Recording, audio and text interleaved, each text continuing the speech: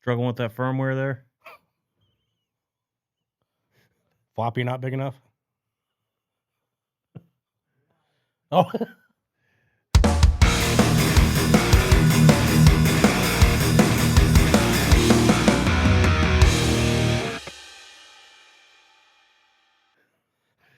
You're about to be hot dip, folks. Welcome. We're very blessed to be joined by Mr. Ryan Monnig today, jack of all trades. I would say master of them all, too. I mean, literally every single job, right? I mean, is there anything you have not done in the galvanizing world?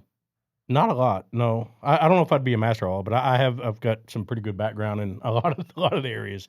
Anywhere from toilets to pot machines to truck driving to you name it, yeah. Boy, toilets and pop machines, those are important. I mean, they Gotta really start are. somewhere, That's yeah. right.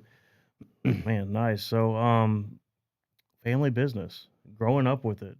When did you start? What's your first memory of actually going down to the plant, being with your dad, putting some work in? Like I said, toilets and pot machines. I remember, I forgot, I'm thinking 9 or 10, might have been older than that a little bit, but yeah, the pot machines were empty, so I went down and it, that was back in the old days, the glass bottles, the soda bottles. So go in and had a cage, you'd load up a cart and go fill up everything, and then that morphed into cleaning the toilets and the bathrooms, and those are spick and span all the time. But so that took a little bit, but no, it was so probably 9 or 10.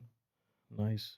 Yeah. So, and your dad, your dad did a lot of things just like you do. I mean, just very gifted especially I always think when I think of your dad, I think of all the brilliant things he did with maintenance or in design or building things. And can you talk about that a moment and your memory of working with your dad and Yeah, maintenance? it was so yeah. Eventually, followed the progression. The maintenance came a little bit later in life, so to speak. I forgot what year I started there, but worked through pot machines of soda and then toilets and then stacking stuff up front, tie up, and then eventually maintenance. But yeah, that was a unique. I learned a lot. I wish I would have retained everything he tried to teach me. I wish I knew half of what he knew about it.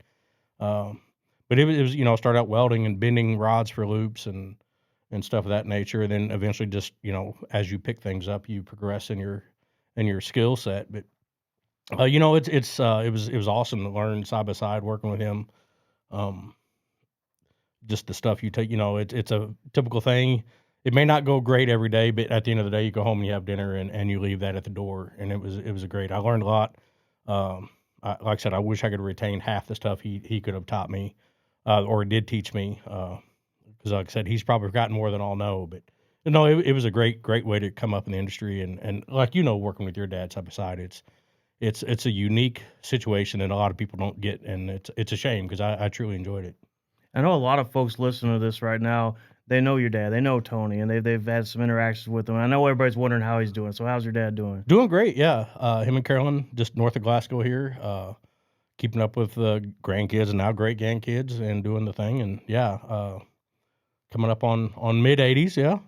Not quite be 84 here in May. So no, doing good. And yeah, try to go out and see him every chance I get. That's awesome. And for those that don't know, he was a military man, right? Correct. Air Force, 4 years. Believe his skill set in the Air Force was the F4 Phantom. I believe it was the fuel systems. Correct me if I'll have to verify that, but I know he did something with F4 Phantom. Nice. Spent some time. I know it was in Thailand and a few other areas overseas like that. But yes, Did he say much about Thailand or any of the areas he visited? Like, did he have a favorite or? I don't remember off the top of my head. I know he spent. I was thinking it was the biggest majority of time in Thailand. But man, it's been a while since I've heard some of those stories. But Does Tony talk Thai? yeah, Just gotta ask. yeah, there is some personal jokes on it that are probably not fit for a podcast. That'd be an world, but after hours. maybe an episode. after hours segment. Yeah, I think there's an interaction between Todd and Dad that was rather humorous. That probably shouldn't be on this. But Yeah, we put the women and children to bed before we break that there you stuff go. out. Yep. So you recently went on a trip. Can you tell us about that trip and with other galvanizers? Absolutely. So actually, just got back about midnight. Well, yeah, about 14 hours ago. So it was the American Galvanizers annual conference. It was held in Aruba. Went down. I actually got there a week ago, last Friday. Big portion of that, or the reason I went down a little bit early, is sit on the Technical Services Committee, and I'm the chair for the subcommittee of the coating performance. So we had those meetings, and also on the board of directors. So we had all pretty much a lot of the representation of all the galvanizing plants throughout the country.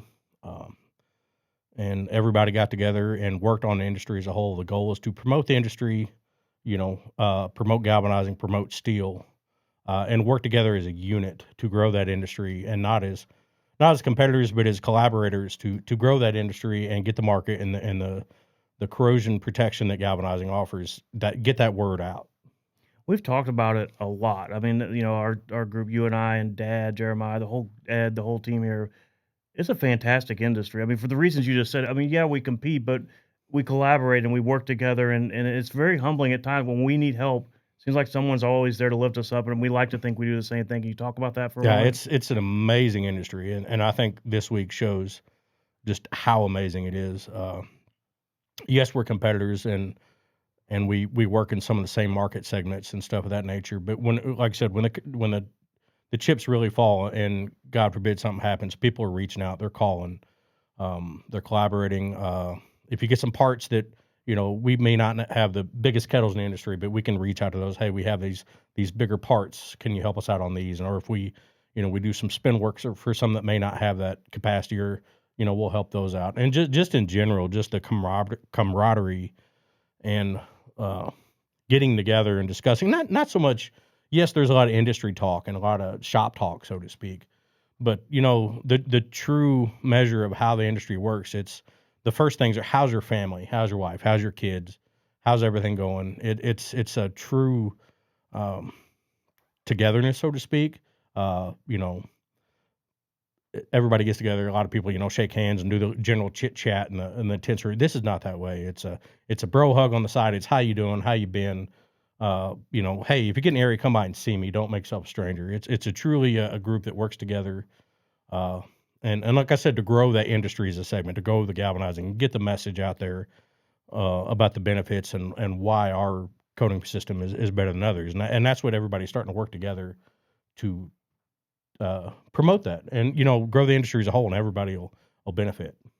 We recently heard a statistic together. I don't have the exact recollection of what it was, but the gist of it was that overseas there is more galvanized steel consumed than there is here in the United States. I don't remember the exact ratio of that, but it feels like there is room to run here in the United States, doesn't it? Correct. It's a significant difference, and I'm like you. I don't know if I'd call it jet lag, but a little bit, yeah. But there is a significant difference in the market segment that they have over there. The good news is that it looks like the statistics here in the states, it is starting to increase this market share as a whole. But there's still a lot of potential growth out there. And yes, we're capitalists and we want to grow the industry, and it makes us better for all. But just the true solar fields that are going in on galvanized, that if we're protected by galvanizing, could last for decades, not just a one and done, or best two and done if you're lucky, depending on the substructure of the soil. But there's a lot of things that can be done for that, and it just works better. It's a continuously recyclable material that it just has a lot of benefits. What about, so we talked about competitors and how awesome they are, how we're very blessed to have people in the industry that are in the industry. You serve with them, you do a good job, and I know you learn a lot and they learn a lot from you. But we are also very blessed to have certain vendors and customers of our residues and things like that. And I think it's very humbling to also work with such good people in that regard. What are your thoughts? Oh, it's amazing, yeah, and that's they're just a critical part of the industry as competitors, and that industry, they take care of us. Yeah, we've had a lot of vendors down there, a lot of representation. They work their butts off, and I think a lot of it goes unnoticed. I think a lot of the galvanizers realize it, but it's kind of that the thing in the background that you really hate to say take for granted, but I think it does go overlooked a little bit. And I know a lot of people are very appreciative, but the vendors, we have the residues, the Monish with SB and Sanjeev with SB Enterprises, and Anik, and then you have Joe Husseini, and and God forbid if I forget anybody, saw a lot of people this week. Eric Smith, we have vendors with chemicals with Michael Doubt and Bob Woods, and like I said, Chris Kearns with Accent Wire Tie, and a lot of people that were there to take care of us, and Bennett from Hub. I could go on and on and on, and please forgive me anybody if I leave anybody out, but You know, If they you do their darndest to make sure that we are taken care of and promote the industry and help us out. They absolutely do, and if Ryan or I forget anybody, Jeremiah will buy you a drink, it's okay. Yeah, next year we'll make up for it next year. He's buying. That's right. Yeah. Yeah, well, good deal, you know, we don't believe a lot in titles here, but I mean, if I were to ask you what your title is, I mean, I think of you like technical director and facility supervisor, but you've literally done everything. If you were to give yourself a title, how would you title yourself? Well, that's what's on my on the business card is the facilities and technical director. But you know, a lot of it depends on the day. Like I said, we really don't believe in titles here. I think a lot of it comes down to, and everybody in this organization is that way. What needs to be taken care of in order to make the project that we're working on, whether it's a customer or an employee or a team member or something, what needs to be done that you can do in the skill set that you have, that's what you work on. If there's a need, I think we jump into it. You know, your dad and dad and a bunch of those back in the day, and probably just recently as you think is, you know, if a truck's out there and people are on break or it's after hours, back when we didn't have multiple shifts, you went out there and you unloaded a truck. Did that a lot myself, or drive a truck, or you know, whatever it takes to make that mission successful to move forward is what you do. So I know we have our day to day, but yeah, and I think everybody that way is here. And we don't really have a sales team here, but sometimes we are the sales team or Jeremiah or whoever. But yeah, I've been on sales trips with you, and you walk into the potential customer's place of work, and they're like, well, how soon can you make this happen? And it's like, well, can you unload? Can you get a truck loaded tomorrow? And you just make it happen. Yeah, and that's the nimbleness of us. You know, we've grown, but we're still a small organization. With a couple of phone calls, we can make some stuff happen. You know, with mid fleet and the trucking and the schedule working hand in hand. It's you know, I remember in some of those phone calls, like you said, I made a call to one person and we had a truck set up by the next day to get him taken care of, and it's just good to be that not 100% vertically integrated, but pretty much, you know, with that segment, you can make some things happen pretty close. Yeah. I remember those old Tommy Boy moments very well that we used to call them. Oh yeah, yeah. We had a pretty good success rate for just being a couple dumb country boys. I mean, I remember the one Tommy Boy moment that really sticks out. We had a long day. We were all over southern Missouri, right around Arkansas, and we ended up in Branson. It's a good place to end up, and we needed a little drink, you know, or a few. And we went in there, and we started off with excellent service, and I blew it. What do you recall about that? Can you tell the story? Yeah, I forgot. I think we went through Missouri, Kansas, and then back into Missouri that day. And we left. God, we used to leave early. I was thinking we left like at 3:30 or 4 o'clock in the morning, and this was 6 or 7 o'clock at night. Yeah, we made our way all the way through Kansas and down and back through into Branson to hit some of the Table Rock Lake area the next day. And yeah, so we went down on the waterfront, and I think that restaurant and that Harley Davidson dealership on the Branson Landing has moved down or upstream, closer to the dam, I should say. It's no longer right where it was in that restaurant. And I can't remember, and it'd probably be a good idea that I don't remember the restaurant name. But yeah, sitting there having our drinks. I forgot what it was at the time, but and the waitress came up and we were admiring our work. You know, the galvanizing the dock that was done, and I think it came up in conversation with her, and she went off about how she hated that dock because it blocked her view. And I think there was a seaplane that used to lay in there and the boats that went by and stuff. And she went on about how she misses that, and she's like, "Oh, please don't tell me." And I might have this wrong, but please don't tell me you all built that. And like, your exact reply was no, but we just made sure it's going to be there for a really long time. And I think we had our check within a couple minutes after. Well, yeah, we had barely wet the whistle, Yeah. and we were shut off. I Man, had to go down the street. We found another place, but yeah, now, there's always another place, isn't there? yeah, that was a good time.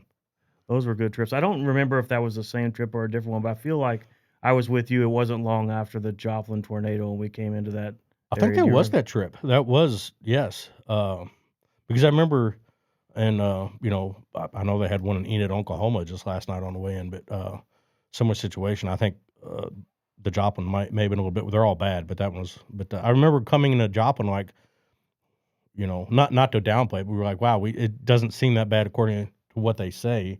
And then we pop over a hill and it was just decimate. I mean, it was amazing the difference in one block made on that. But yeah, that was that trip. Yeah, it looked like a militarized zone almost when you came over that hill. Yeah, it was yeah, it would especially set you back in your seat. It was I've never seen anything like that. For sure. And a pilot, right? I mean, you've got your credentials. You fly a plane. I do, yeah. It's been a while. I am current again. But yeah, hope to. I know I've got a trip next week I need to make.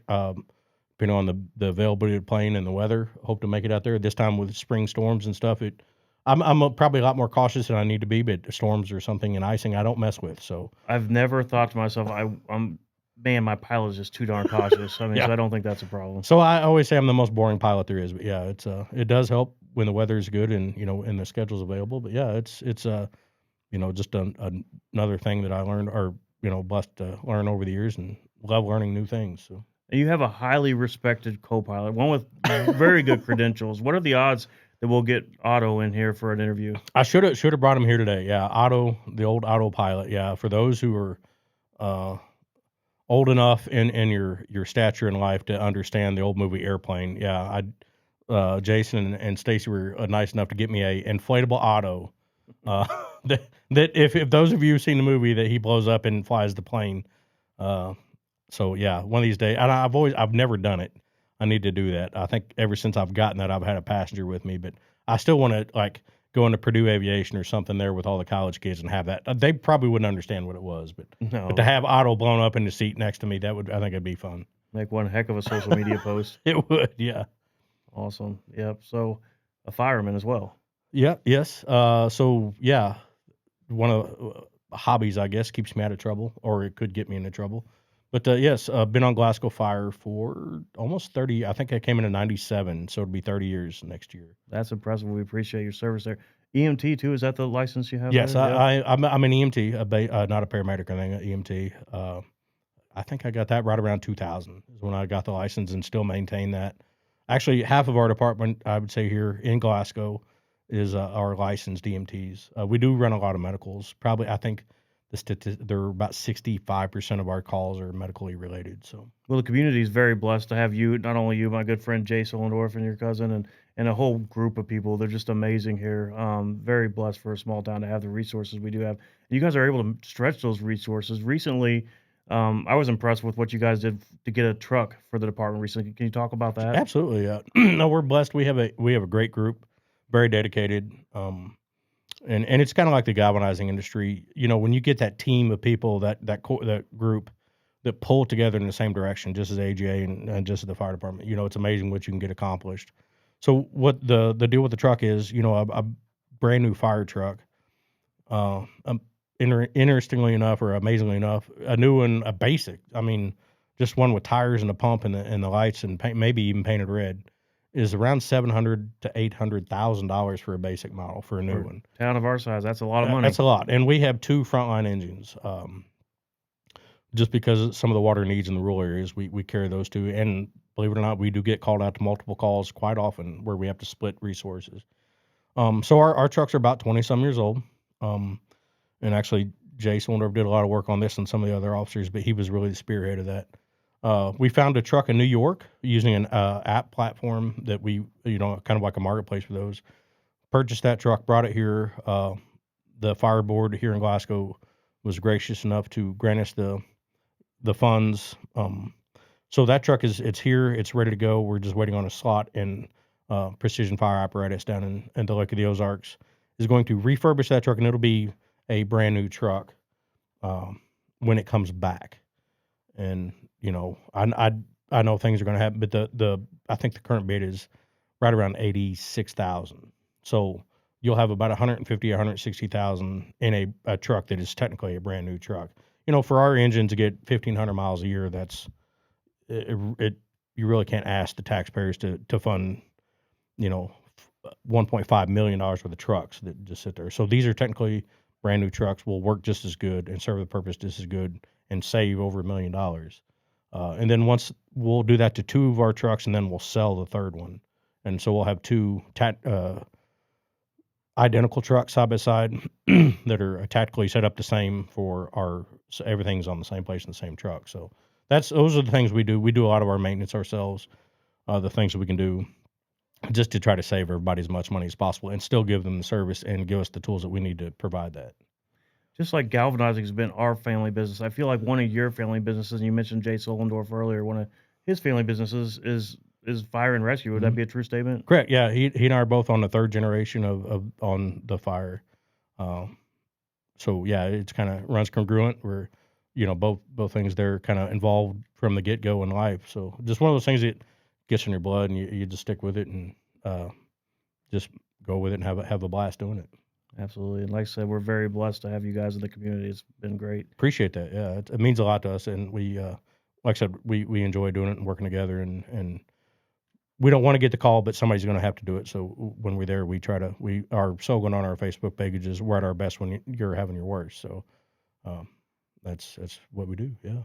Awesome. So pivoting back to galvanizing for a second, you've been involved in a lot of construction projects, a lot of additions. We're going to add kettles, pickle lines. We're going to build new plants. We're going to take an old building and make it a new plant. Can you talk about maybe the progression of plants that you've worked on and lessons we've learned and ideas for the future and that sort of thing? Yeah, it's so worked on quite a few. Like I said, came up with dad in the maintenance, and then kind of watched on some of the projects we did, kettle changes and stuff, and then had the good fortune. I wasn't heavily involved with the Universal, like Mark Gazelle and some of those guys were heavily involved in the Universal build out at the location there in Wright City. Did a little bit, not a lot though. Still kept my fingers on the pulse of what was going on and just took in, what was going on. And then we did Indiana Galv shortly after that, and was quite a bit more involved with that one. I would say not as a consulting role, but in the areas that I knew with acid recovery and stuff of that nature. There's a dedicated project manager for that, but still saw it. And I just like anything else, the more you do it, the more you learn, the more you change things. So, as that one came on ground, as we very well know, Indiana Galvanizing is an amazing facility and working great and breaking records. Then after that was a Big Bend in Trenton, Tennessee. So that's where a spec building was retrofitted to the facility that is today. That was around 2015. So yeah, it was a open shell of a building. Forkham Lanham, the contractor down there in Dyersburg, Tennessee, worked with those individuals. Was a great team of people that brought that building up online. And then I guess it's 2018. Wow, Crossroads in Lafayette, Indiana. We took that 60 acres that now sits on and developed the building again with Forkham Lanham and brought that on and it's smashing records as well. So like I said, those I think are very great facilities compared to Monnig Industries. It's over 65 years old, still a good facility, but every time you do something, you say, well, this is great, but like any other thing, you take what you know and learn from and make everyone better. So, I think you could build 100 plants and still design something different every time. But no, it's been a lot of fun to do those projects. Yeah. You bet. Now, I'm absolutely not an expert when I talk about this, but just looking at the kettles in Glasgow that were, like you said, very modern back in 1960, that setup, and then comparing it to, like, say, Crossroads, where it feels to me like you have room to move around and room to work on things and like because things do go wrong. I mean, you have to plan for that. And it just feels like as you guys have learned, you've learned maybe through not only our experiences, but the experiences of our competitors. And like we talked about how good the industry is, you've seen a lot of plants. So it just feels like for a novice looking in on what you guys do, it's way easier to work on them than they used to be. It is. And, with technology's improvements and, the kettles, they get, they heat things. So the fireboxes are up like they're modulated down at 1200 to 1230 degrees as high as they can get. The burners can obviously do more than that, but they're throttled back to that. But with the improvements in insulation, we build a lot of our furnace walls in house. We do have a few um, engineered furnace things in our system now that are working really good. They come out of CIC in Pittsburgh that we buy those from. But with technology and then just the improvements, like I said, when you do a plant, you realize that, man, if we just had another 10 feet here to room, or like our tanks here in Glasgow in 65 years ago was a technological marvel at the time, and it's amazing what gets produced here. But you just learn those things that, hey, if we had a little bit more space here and maybe an accumulation point here, or add additional rinse tanks so your preflux stays cleaner. Just those little nuggets of information that can kind of change that operation and give in some redundancies and some capacity for additional holding cells, so to speak. It's so just like any other thing you do in your life, if you make a mistake, the main loss is not only making a mistake but learning from it and moving on. It's the mistake kicks in when you don't take something that you learned and you just do away with it and repeat it. That's kind of what I always considered the mistake of it. Yep, and I'm pretty proud of the fact, and maybe you could shed some light on this, especially for those that don't know what acid recovery is. That we were one of the first plants around, as far as I know, to run what we call zero discharge, except for sanitary sewer, of course. Can you describe what that is and how we manage that process? Sure, yeah. So, and I know it was back in the '80s. I was just a kid. But yeah, so the first system came online here in Glasgow. So a lot of plants, there's two main acid sources used in the galvanizing industry. We have hydrochloric and sulfuric. We use sulfuric, so it's a machine that cools down the acid.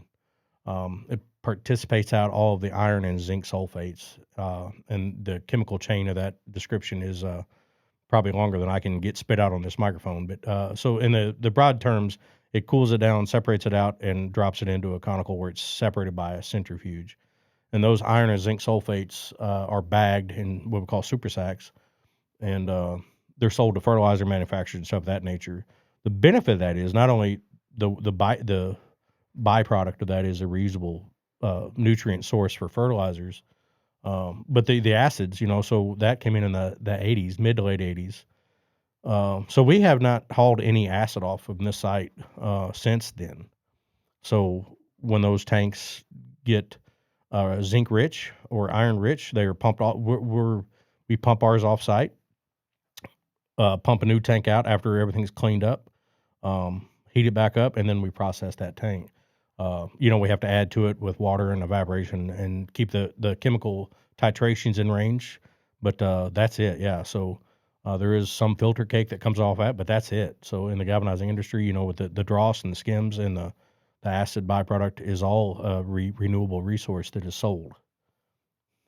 That's impressive, and, I think there's a delicate balance, like, you really count on trained operators that know what they're doing, right? Because if you don't, you can get that difficult balance with your rinse takes and stuff off, can't you? Correct. Yeah, it's like any recipe that you use. Not to simplify it, but any baking recipe, you need to keep things in certain ranges and balances in order to to be at the best it needs to work at. You can get them out of range and a little bit out of whack. It's not going to work as good. Um, so yeah, we have trained people at all locations, and we have Luke that goes around and helps out and is a master at that to keep the testing going, keep the tanks in ideal ranges. The rinse tanks, we have the whole SOPs and the processes set up to train the new ones, and that's pivotal to coating and keeping those things. And not only that, but just the environmental. We don't want to have to haul anything off we don't have to. So it definitely makes that part of the business. You would think it'd be darn and dirty, but it's actually very green and renewable. Absolutely. Now we've also spent a lot of time in this room talking with folks like Joseph and Jamie and Mark Cazell about culture and how we want to hold on to everything that makes the Monnig companies very special, that work ethic and that can-do attitude, but how we also recognize that we could do some work around safety and just showing everybody that we value them and that we care. And your decades here, um, what changes have you seen that better or worse culture-wise, and where do you think we need to go culturally? Oh, it's changed a lot. I consider myself old school, so some of the generational differences is crazy.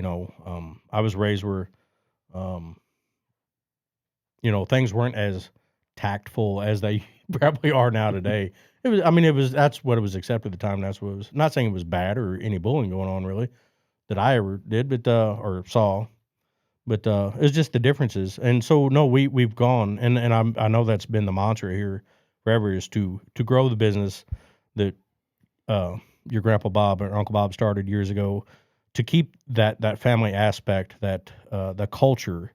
And I know that that's a buzzword that gets thrown around a lot, but I really think you truly have to live that culture aspect of it to make it work. And I've really seen it in the last several years develop, and you really get to see the true meaning of the culture. Um, some of the things that we do now, I don't think would ever been dreamed of. Probably the biggest event that comes to mind is the Mon Global, or so with all the plants coming together and participating in that cornhole tournament. It was think of it's a cornhole tournament, but it was the conversations. It's just like the conference I was just at with all the galvanizers. It's the event is a a reason to get the group together. It's the sidebar conversations and the networking and the camaraderie that come together that develops that culture. And what is born out of that, or what becomes of that, is people gets people's numbers. So not only with other people or but within our organization, within the Mining Global umbrella, so to speak, people reach out, "Hey, I'll go get a hold of this guy." They were talking about running this part or running these parts, or you kinda get that inner web of networks and people working together and, it just like any other organization, the more people they have pulling in the same direction, a lot more progress can be made. And that's truly remarkable what I've seen, now that we have the office and everybody working together with safety and HR and operations and before I think we were so saturated with tasks that a lot of that got left behind, and now you can truly see that growing, and I think the benefits are just now starting to be realized. But it's truly remarkable what's the difference it's made and how people are coming together and working together, and it's awesome to see. It's kind of we're still growing, we still have the SOPs, but we're still that one big happy family that we do not want to lose sight of. That's right. Our people are really special, aren't they? I mean, It's yeah, it's cool. It's a group that people giving everybody a hard time and working together. It's awesome to see, and I think you can have fun and still go to work and still get the job done, and having a good time doing it. And I think it shows in the work. yeah, but I spent some time with Mark Gazelle and also Jose Jorge recently talking about how blessed we are that folks have given us chances. Like as an ownership group, for sure, and as a management group, we make some mistakes. We're going to make more, and somehow they've remained loyal to us, and it's very humbling, isn't it? It is. It's truly remarkable. Yeah, and I was back in our Tommy Boy days and our sales calls, hitting the road. I'll say this to this day that I'm not going to sit here and tell you as a potential customer in the galvanizing industry that we're not going to make a mistake. I will never do that. I will never be that dishonest about it. There's not a company in the world that said they're going to be 100% defect free all the time. It's how you deal with those problems and those situations and solve those problems is where you make your mark. I can sit there and blow smoke up portions of places that make up all kinds of stuff. It's that's not going to get you anywhere. And another mantra that I think we use here is it's not this sale. Those are good. You got to get to start somewhere, but you need to be thinking 10, 15 years down the road. That's the relationship you want. And so these second chances of working with people and being humbled by that, I think, helps keep that in focus and important. I'm glad you said second chances. It made me think of, we talk about how remarkable our team is, that they're amazing. And many of our folks needed a second chance in life, and they've come here and they've flourished. Can you talk a moment about that? Yeah, it's been multiples. Right off the top of my head, I don't know the numbers, but it is, and it's um, people that said they were running out of chances or just given a place that they could shine and given the opportunities to grow. It's amazing. I know some other organizations have things that, well, you have to meet this criteria. You can't have any blemish on your background. And there's some jobs that do have to require that. But, here, seeing past that and giving a person a chance, and then letting them get in there and see what they can do with their life. And just like any course of study in education or any of the other things, certain people flourish in certain areas that it's not for everybody. Some people go to trade schools, some people are doctors, some people don't go to school at all. Everybody's a little bit different. So it is cool to see those people given those chances and given the opportunity to prove themselves and seeing some of these people that had the chances take that torch and run with it. And now I don't know what we do with, Mark Gazelle and some of those other guys that I don't know what we would do without them. It'd be amazing. I would say they've helped us more than we ever probably helped them. So 100%. We'd be lost without them. absolutely. Yeah. So let's talk a moment about some really challenging times we felt we went through together. Do you remember much about the day of the flood? Yeah, sure do. Yeah, I remember a lot about that. Yeah, it started at I forgot what time my phone rang. It was like 2:30, 3 o'clock in the morning. When things started to go through the plant, um, and I remember being asked what to do, and I was like, first of all, just get everybody out, and don't touch anything, don't shut anything down. We'll figure that out later. It's not worth getting hurt over. There's a lot of power that runs these motors and pumps, and if it's underwater, it's just not worth it. you know, Plants and stuff can be replaced. People cannot. So it was done. We showed up at daybreak. I remember seeing the gas line, and my first call was to the gas company. Blake is a local individual. He's the technical guy. I don't know his official title, but if you have an issue, that's who you get a hold of. Um, he was down here in 20, 30 minutes at the most, but just started getting things in place. So I remember that day very well. It's kind of a blur. Um, it took a while to step back, just like a lot of things in learning about flying airplanes. The Air Force had a thing back in the day they called you need to rewind. So if something goes catastrophically wrong, they do what they call wind the watch. So what that is you take a couple seconds, just like the old watches used to wind them up. Take 3, 4, 5 seconds. Just take a step back and breathe and reset your mindset, and then focus on the problem and start solving those. So that's kind of what I remember doing, that taking the day, making sure everybody was doing, seeing where you were at, getting the computers out, getting stuff like that. And then the next day it was all in, and we started dividing. And I remember having that meeting in your office at your house. And I reached big that day. I might overstep, but I was like, and you said how many months, and I was like, no, it'll be weeks.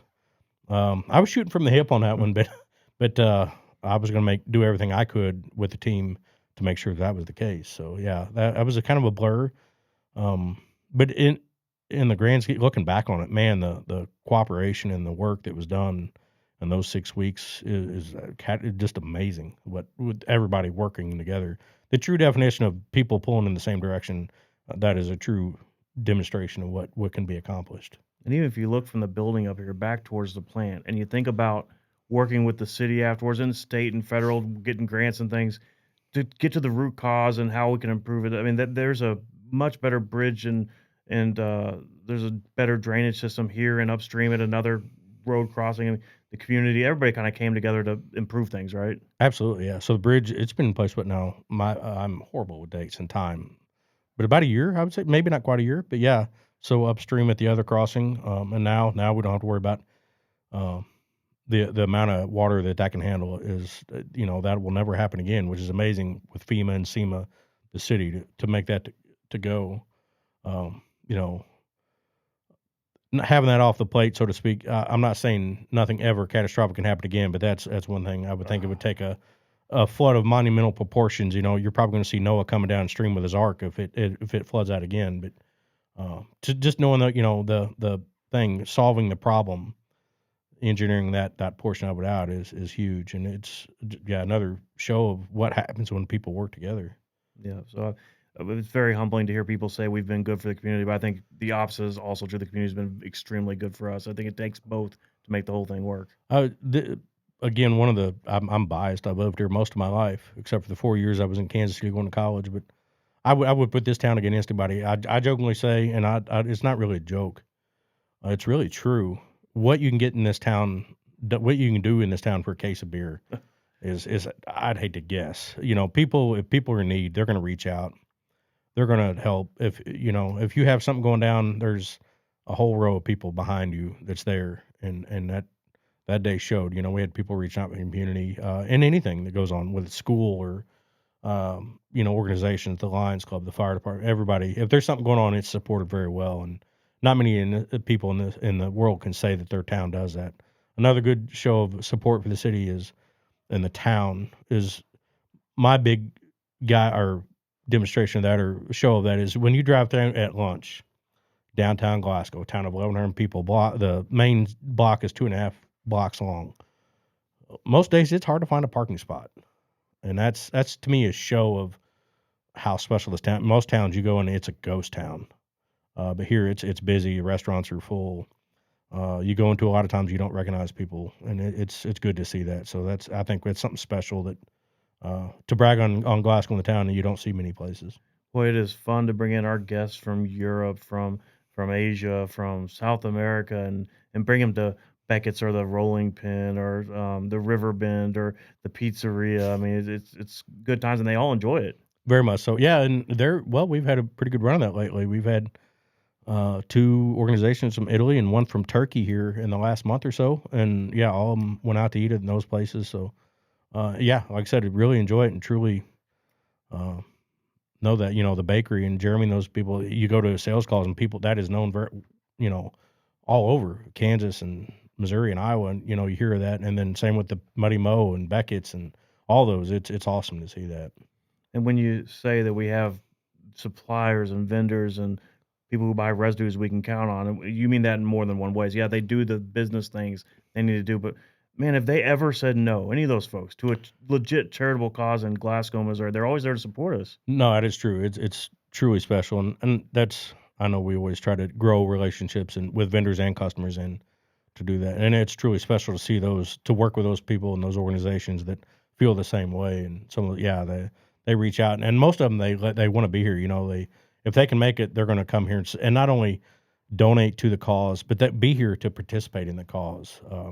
We get that a lot, and that's amazing to see. Even competitors have been here, Mhm. just came back, and people are asking about the Lions Club golf tournament. Hey, when's that coming up? I don't want to miss that this year. So, it's truly special to see that happen. It's It is. very humbling. We Yeah, have a lot of fun along the way too, don't we? absolutely. That's part of it. Yeah, I mean, to work together and have fun and do some good is it doesn't get any better than that.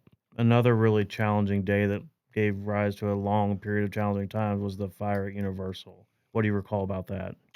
Yeah, that was another one. It was well, that wasn't that long ago. It's and we had some people on the ground there.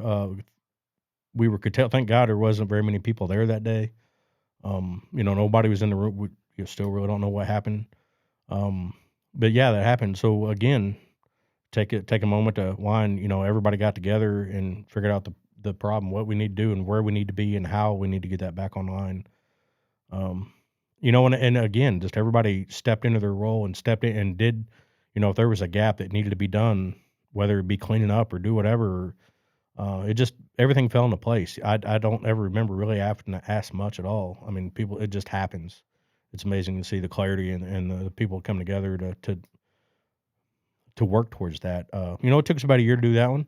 We had a lot of challenges. To we got everything up running pretty quick, but in order to do that and still not rebuild some of those systems and repipe everything, and you know, uh, we were able to rebuild that whole room without ever shutting it down. So that's one of those projects that took a lot of head scratching and a lot of genius people at work to make that happen. And I was just I wasn't one of those geniuses that made it happen, but there were some good people, that made that work. So it was cool to see. I think you're pretty modest when you say that, but I don't know. Yeah, our organization is pretty darn resilient, aren't they? They don't spend a lot of time feeling sorry for themselves, do they? They go about the business of getting it going. absolutely. No, that's what it takes. I mean, you really can't sit down and feel sorry for yourself and woe is me. It's time to get it back up because not only the plants down, but you have a lot of good team members that work at those plants that are relying on that paycheck. Uh, for the livelihood and for the kids and our customers and vendors and suppliers and stuff. Uh, so no, it's time to when the chips are down. No, it's time to get to work, and I think this group does that very well. One of the things I hope we can still say when we hand it over to the next generation of family members and professionals is we still have never had a layoff for lack of work. That's really important to me. I know it is to you. What exactly does that mean to you to be able to say we've never laid a person off? That's huge. You know, I think when a person is secure and knows, I'm not going to name any businesses, but there's business out there that as soon as things get a little bit rougher, they slow down. Hey, why don't you take a couple days or take furlough or whatever. Uh, I know in the years I've been here, I remember doing community projects and going to when we got slow. Um, hey, obviously there is you could volunteer to take some time off and do some things if you wanted to, but if not, we had work. So I remember cleaning up parks. I remember, um, welding some stuff on one of the school fire escapes at one time. Stuff to keep people busy. I remember sending people out to the new ball field and getting that cleaned up for the grand opening and some different things like that. Cleaning up around the plant, doing and projects and stuff of that nature. It's not glamorous to be painting a bollard or a pipe or sweeping the floor, but it really does make it look a lot better. And if you can still go home and feed your kids and give them what they need and feel secure in that, I think it means a lot um, to everybody. Yeah, it sure does. Um, Building. So you mentioned we had a lot of growth. We had a flood. My home office, people working here, there, yonder, and everywhere. We're finally in this Monning Global, beautiful headquarters working together.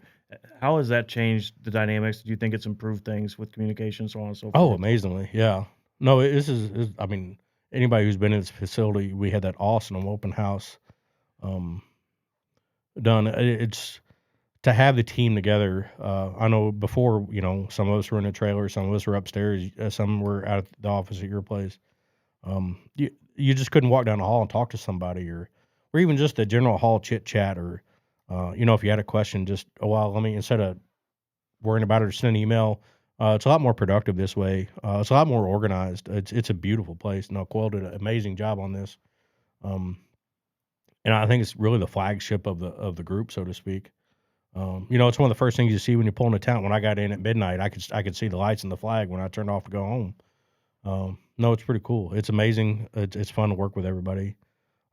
We have a place that we're proud of, and we've done master gal classes and had customers here and stuff of that nature and different events, and um, I think it really broadens our what we can do with it, and some of the things that we've never thought of that we now can do and have the spot to do it. It's made a huge difference.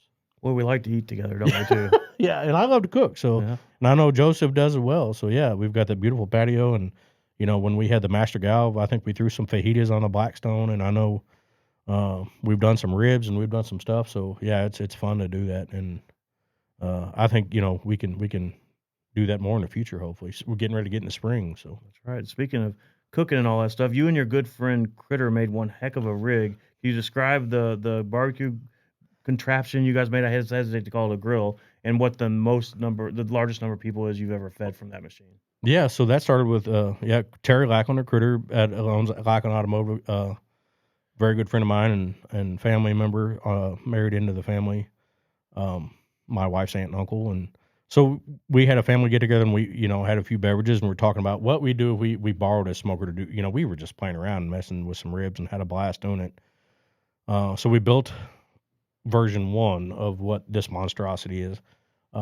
Did that for a couple years, and then we started doing a lot of charity events, and now we have the one that we have outside. It's parked out in the lot there. So it's actually 2 rolled sheets of steel. The main chamber is about 8 feet long. It's a double deck. It's now set up to do smoking and grilling. So it's at one time we need to work on that. It froze one year, but it has a sink, it has a stereo, and it has all those things you can do. And it was just built to have fun, and we fed a lot of people and raised a lot of money for different events. And had a great time doing it. We pretty much always donated, the supplies and did a lot of stuff for that. Meat, not so, because that stuff's really expensive, but so now most people we ever fed, we did a charity event for St. Jude's, and I think we fed, I forgot how many hundreds of people, but I was thinking we did like 300 pounds of pork and 300 pounds of brisket and 2 different cooks. Wow. So, and I think we raised over $4,000 for St. Jude's. Just an event we did with that. I just did all the pulled pork for the Glasgow school for the track meets. I did 28 pork butts on it.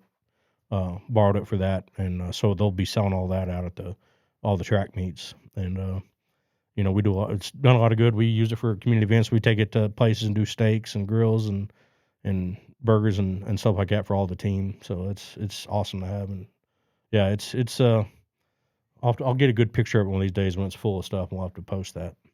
You bet. So I know you stay very busy between work, EMT, firefighting, all that stuff.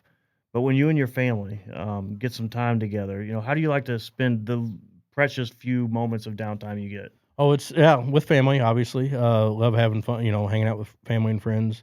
One of our favorite pastimes. Just getting harder, as you know, when kids get older, with 19, 17, and 12-year-old, love to camp. We don't get to do as much as we used to. Have a camper. Love to travel with that. Do that things, even just hanging out at the house and, having everybody over and having steaks on the grill or whatever, just hanging out as a family and traveling and going to different places and just taking those minutes to, even if it's watching a movie together or something, just, having some of that downtime and spending some time. May not be anything at all, but just to hang out together. Um, with camping season coming up, that's probably one of our favorites, and going to Disney World and stuff of that nature. So that's the true what we really enjoy doing. You guys are big fans of Disney, aren't Yeah, you? Yep. yeah, we have. Amber and I went there on our honeymoon, and we've taken the kids there several times, and we pull our camper down there and we go and have a blast.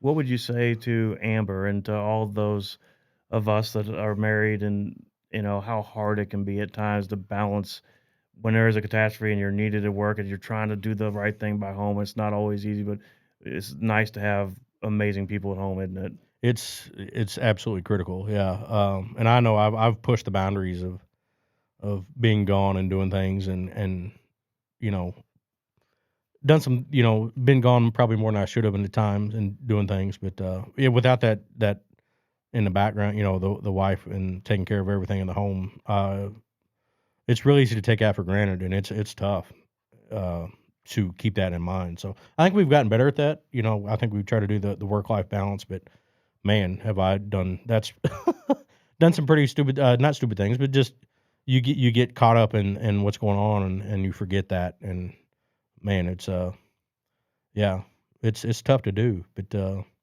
yeah, you gotta yeah, I mean, obviously gotta tell them thank you and regret that you kinda forget some of those things and you get so busy in the moment taking care of that, you kinda loses focus on that, and that's, one of the biggest mistakes that I regret, and I try to learn from that every day, but, I mean, there's a hard balance between taking care of what you need to take care of and taking care of the family, and without that support system at home, um, it'd be impossible, so I think a lot of those, our wives and our family, um, they sacrifice a lot, when we're gone a lot and we're doing things, and it's, uh, it's huge to have that at home, and I think that's probably makes me one of the luckiest guys to have that support and, um, you know, the forgiveness when I've screwed up and was gone too long or let some things drop or miss some things here and there. So, Yeah, I've often said that I think it's much harder to be married to a Monarch than be a Monarch. Do you agree with that? oh, I guarantee our wives. Yeah, no, Yeah. absolutely. Yeah, it's tough. We're my phone rings a lot. Your phone rings a lot. Yeah, and I think they get used to it, but it still doesn't make it any easier.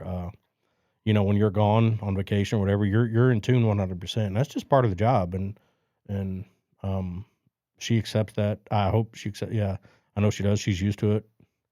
And I appreciate that a lot. That she knows, when we're sitting at Disney and we're waiting in line to ride. Most of the time, I'm on my phone, and it's part of it. So yeah, it's key And to to your have that. point, Yeah, we're trying to improve on that. And I think we've made progress, but we still got more to make in that regard, I think. yeah, So, yeah. but And it's I mean it's a lot with the technology today with the phones and the emails and the text. It's amazing what you can get done. mhm. And keep in contact and not having to. Not saying that we're working all the time, but a little thing here or there, you just even hey, I get this from this vendor or that vendor. It just makes everything so much easier. Yeah. Now we're about to wrap up here, but I want you to think for a moment and if you I know a lot of these brilliant maintenance people we have are watching right now. And I know you do so much more than just maintenance, but everybody looks to you for guidance when they're doing a serious maintenance project for good reason. But what would you say directly to those folks that are listening now about your thoughts on the job they do and where we're headed together and those sorts of things? Oh, it's amazing. Yeah, we've got some great team members on the maintenance side in all locations.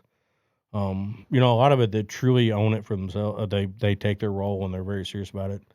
Um, I give as much advice as I can. I feel like I'm more of a facilitator anymore. A lot of those places they take it and run with it. I'm there to help, with tools and supplies and stuff of that nature and background on, hey, this is what's happening. Try this or that, or with Mark and the team that have been here for 20, almost 30 years, to have that knowledge that they're willing to share and that.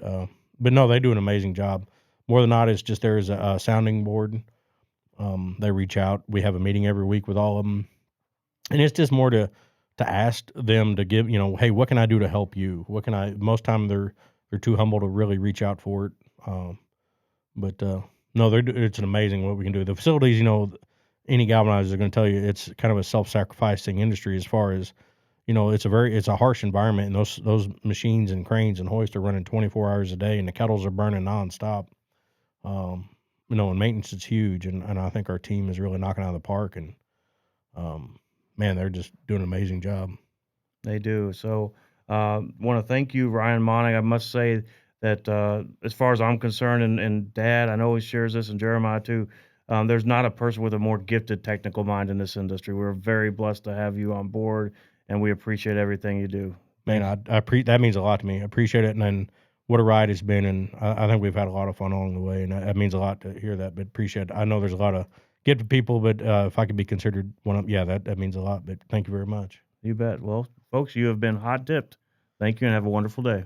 Thank you for watching Hot Dipped.